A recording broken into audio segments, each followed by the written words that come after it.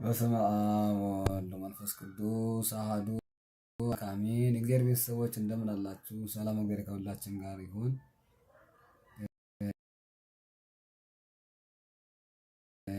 የመረጥኩት ርዕስ በማቴዎስ ወንጌል ምዕራፍ 5 ከቁጥር 29 ጀምሮ እስከ 32 ያለውን ኃይለ ቃል በማንሳት ነው።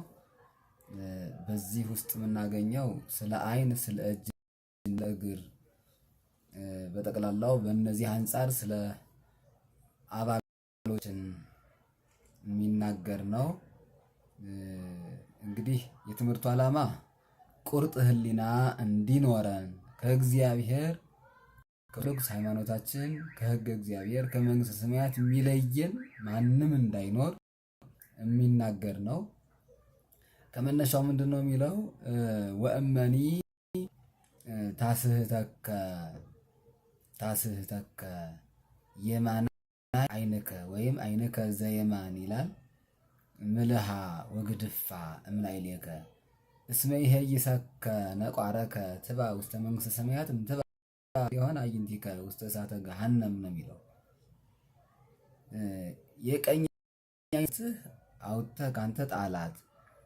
ሁለት ዓይን ያለ ሆነህ በዚህ ዓለም ቆይተህ ኋላ እሳተ ገሃነም ከምትወርድ ይልቅ ዛሬ አንድ ዓይን ሆነህ ቆይተህ በኋላ መንግሥተ ሰማያትን ብትወርስ ይሻልሃል። ቀጥሎ እዛ ደግሞ ስለ እጅ ያነሳል። ወእመኒ እዴከ እንተ የማን ታስህተከ ምትራ ወግድፋ እምላዕሌከ እስመ ይሄይሰከ ይትሃጐል እምላዕሌከ አሐዱ እምነ አባልከ ወእምኩሉ ሥጋከ ይትወደይ ውስተ እሳተ ገሃነም። ሁሉ ሰውነትህ መላ ሰውነትህ ነፍስህ ወደ እሳተ ገሃነም ከሚወረወር ይልቅ ዛሬ አንድ አካልህ ቢጎል ይሻላል። ቀጥሎ ደግሞ እመኒ እግርከ ዘየማን ታስህተከ ምትራ ወግድፋ እምላዕሌከ እስመ ይሄይሰከ ሃንካሰከ ይላል። ትባ ውስተ መንግሥተ ሰማያት እምትባ ምስለ ክልኤሆን እገሪከ ውስተ እሳተ ገሃነም። በሁለት እግርህ ገሃነመ እሳት ከምትወርድ በዚህ ዓለም ሁለት እግር ያለህ ሆነ ቆይተህ ዛሬ ቆይተህ መንግሥተ ሰማያት ብትገባ ይሻልሃል ይላል። አሁን ይሄ ምንድን ነው? አባቶቻችን ከእግዚአብሔር ባገኙት ጥበብ በደንብ አድርገው ተርጉመውልናል። እንደወረደ የፈጸሙ ቅዱሳን አሉ። ይሄንን እንደወረደ ዓይን ብታስትህ አውጥተህ ካንተ ጣላት የተባለውን ስምዖን ሰፋዬ አሳብን የተባለ ቅዱስ ፈጽሞታል። ነገሩን ታውቁታላችሁ። ሴትየይቱ ወደ ስምዖን ቀረበች። ጫማ ስፋልኝ አለች፣ ሰፋላት። ጠበበኝ አለችው፣ አሰፋላት። ሰፋብኝ አለችው። በጣም ስታደክመው ምንድነው የፈለግሽው አላት። አይ ከአንተ ፍቅር ይዞኝ ነው ወድጃለሁ አለችው። ምንን ወደድሽው? ሁለንተና ደስ ይላል፣ በተለይ ግን ዓይንህ ላይ ይጸናል፣ ዓይኖች በጣም ያምራሉ ስትለው ምክንያተ ስህተት ከሚሆነኝ ዓይኔ ብሎ ዓይኑን በሚሰፋበት መሳፈቻ አውጥቶ እንቻ አላት፣ እስክትደነግጥ ድረስ። ይሄ ሕግን በደረቁ መፈጸም ለቅዱሳኑ ለንጹሐኑ ለጽኑዓኑ ሚሻል ነው። ለእኛም አይቻለን ሊሆን ይችላል፣ ምናልባት ከደካማ ማንነታችን አንጻር። እጁን ደግሞ ቆርጦ በትራሱ ያስቀመጠ ቅዱስ አለ። አትናቴዎስ ዘአንጾኪያ ይባላል። ጳጳስ ነው።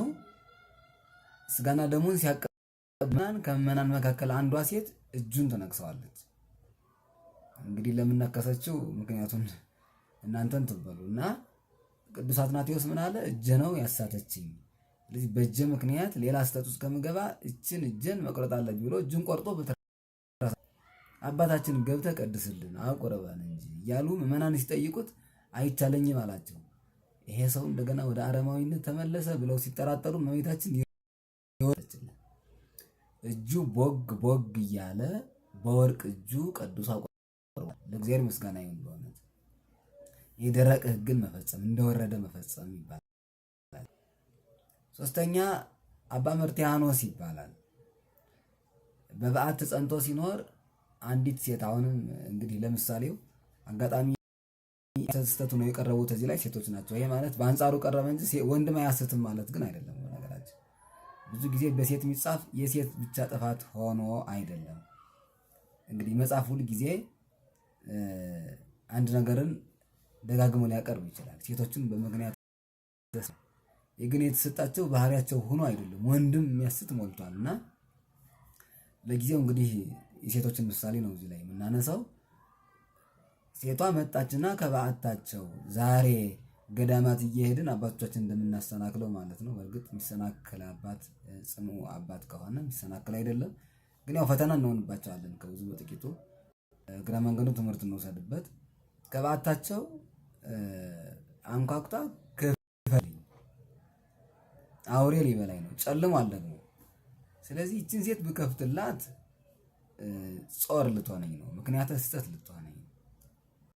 ዝም ብላት ደግሞ አውሬ ሊበላት ነው፣ እግዚአብሔር ሊጠይቀኝ ነው በነውሷ። ስለዚህ ምን ላድርግ ብለው ከተጨነቁ በኋላ በስተመጨረሻ እግዚአብሔር ከሚጠይቀኝ እኔ ፈተናውን ብቋቋም ጾሩን ብታገሰው ይሻለኛል ብለው ከፈቱላት። ገባች። እንደገባችው ግን እሷ ዝሙት ይመጣል ዓላማ ይዛ ስለገባች ሽቶ ማርከፍከፍ፣ ሌላ ነገር ማሳየት ነበር። አተያዩና ሁኔታው ደስ አልላቸው ሲል በመርቲያኖስ እሳት አንድደው እግራቸውን ከእሳቱ ጨመሩት።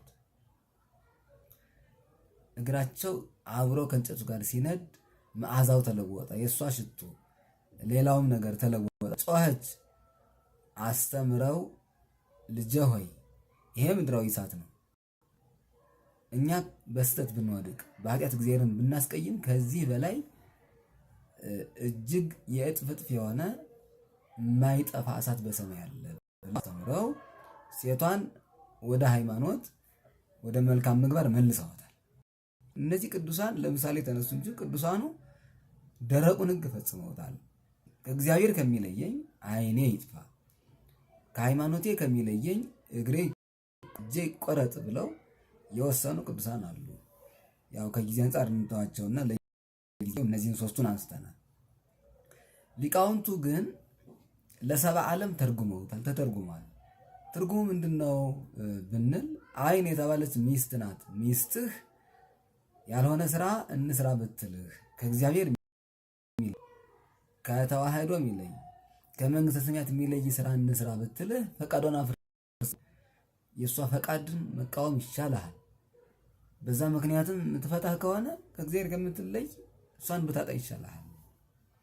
የመጀመሪያው ብታስት የተባለው እጅ የተባሉ ልጆች ናቸው። ቆይተው ይከብሩ በልጅ ወድቀው ይነሱ በእጅ እንዲሉ እጅ የልጅ ምሳሌ ነው። ልጆችህ ከሃይማኖት የወጣ ከእግዚአብሔር የወጣ ከመንግስተ ሰማያት የሚለይ ስራ እንስራ ወይም ፈጽምልን ቢሉህ የልጆችህን ፈቃዳቸውን አፍርስበት። ዋዛ ስላልሆነ ተራ ነገር አይደለም። ከሃይማኖት ከእግዚአብሔር ከመንግስተ ሰማያት መለየት የሚገባ ነገር አይደለም። ማለት ሰው ወዶ ከእግዚአብሔር ሕግ ሊለይ ከመንግስተ ሰማያት ሊለይ አይገባውም። እንግዲህ ድርድር የለውም ይሄ ማለት ነው። ሶስተኛ እግር የተባሉ ቤተሰቦች አሁንም ከእግዚአብሔር የተለየ ከእግዚአብሔር የሚለይ ከእግዚአብሔር ሕግ የወጣ ስራ እናሰራ እንስራ ቢሉ ፈቃዳቸውን አፍርስባቸው ነው። ከየዋህነት ከመልካም ሀሳብ ተነስተው አንዳንድ ቤተሰብ ከመልካም ስነ ምግባር የሚለዩ አሉ። ዛሬ ጀምረ ቆርበ ዛሬ ጀምረ ወደ እግዚአብሔር ቤት ገስግሰ መቼ ትደርስበታለህ? ለምን ትቸኩላለህ? እያሉ ከመንፈሳዊ ስራ ወደ ኋላ የሚያደርጉ ቤተሰብ አይጠፉም እና እነሱን ፈቃድ አፍርስባቸው ማለት ነው። ሌላ መልኩ እንደ ዓይንህ እንደ እጅህ እንደ እግር እንደሌላውም እንደምትወደው አካል የምትወደው ወዳጅ ቢኖር ከእግዚአብሔር ሕግ የሚያወጣ ስራ እንስራ ቢልህ አትቀበለው ማለት ነው። በሶስተኛ ደረጃ ምድራውያን ነገስታት ዓይንን እጅን እግርን እንዲቀጡ እንዲያስገብሩ፣ ጨካኞቹ ደግሞ መንፈሳውያን ነገስታት ካህናት ደግሞ እጅህን ለሰፊህ ዓይንህን ለአንቃይዶ እግርህን ለቀዊም እንዲጸና በቀኖና በአስተምሮ ሲመክሩ፣ ዓይንህን ለአንቃይዶ ማለት በጸሎት ወደ እግዚአብሔር ቀና ብለህ እንድትለምን፣ እጅን ለሰፊ ማለት እጅን እንድዘረጋ ማለት ለጸሎት ነው። አንድም ለምጽዋት። እግርህ ደግሞ በተቀደሰው ቦታ እንዲቆም የሚያስተምርህን ትምህርት ተከትለህ አባልህን ገዝተህ ለእግዚአብሔርም ለአንተም ለርስትህም የተመቸ ስራ ስራ። ከእግዚአብሔር ሕግ ውጭ የሆነ ስራን አትስራ ማለት ነው። ዓይን፣ እጅ፣ እግር ዋና ዋናዎቹ ተነሱ እንጂ ሌሎቹ አካላትም አሉ ከእግዚአብሔር ሕግ ሊያስወጡ ነው የሚችሉ እና ሁሉ ቀጥታን ከእግዚአብሔር ሕግ እንዳንወጣ ሆነን እንድንኖር የሚናገር ነው። ክርስቲያን የሚኖረው በዓላማ ነው። እንዳገኘው አይደለም፣ በዘፈቀድ አይደለም።